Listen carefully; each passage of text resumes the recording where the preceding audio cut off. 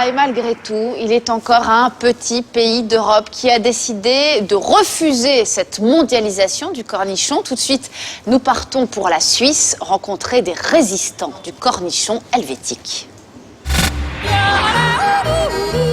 En Suisse comme en France, le cornichon a bien failli disparaître. Mais c'était sans compter sur le patriotisme culinaire des Helvètes. Ce petit homme vert de Neuchâtel, par exemple, dénonce la mondialisation du cornichon avec des opérations de sensibilisation. L'opération cornichon, disons qu'on a lancé ça, c'est juste pour montrer les dérives du système agroalimentaire actuel, où c'est qu'on va essayer de produire là où c'est le moins cher. Et le cornichon, c'est de notre culture culinaire. Ce chauvinisme agricole a donné des idées à un géant mondial du condiment. L'entreprise suisse Retzel a lancé Tantanita, une marque de cornichons 100% suisse. Dans cette pub télévisée, Tantanita se montre audacieuse.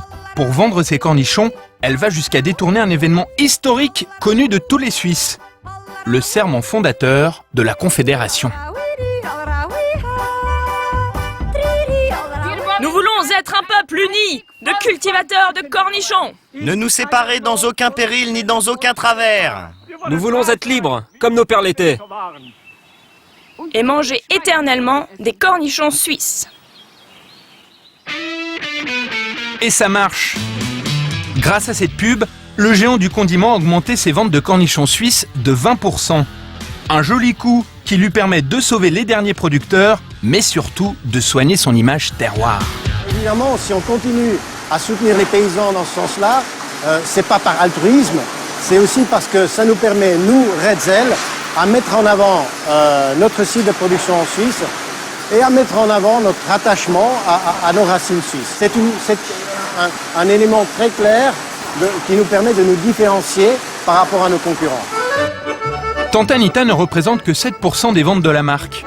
Les autres cornichons viennent toujours de l'étranger. Ce n'est pourtant pas la demande en cornichons locaux qui manque, ce sont les producteurs. Ils ne sont plus que 5 dans le pays. Parmi eux, Hans et Maryse Lehmann. Ils font du cornichon depuis 20 ans.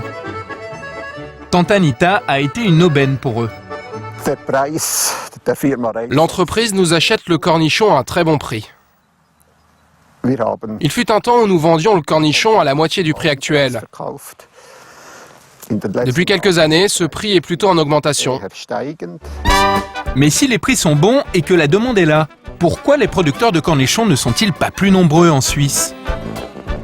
Le problème, c'est qu'on ne peut pas planifier notre culture de cornichons au-delà d'un an. Les contrats que nous propose l'entreprise sont limités à 1 an. Donc c'est un problème, surtout pour ceux qui veulent se lancer dans la culture du cornichon. Les Suisses ont donc rebondi, mais s'ils veulent développer encore plus leur cornichon national, la marque devra garantir des contrats plus longs à ses fournisseurs. Le prix à payer pour sauver la tête du cornichon helvète.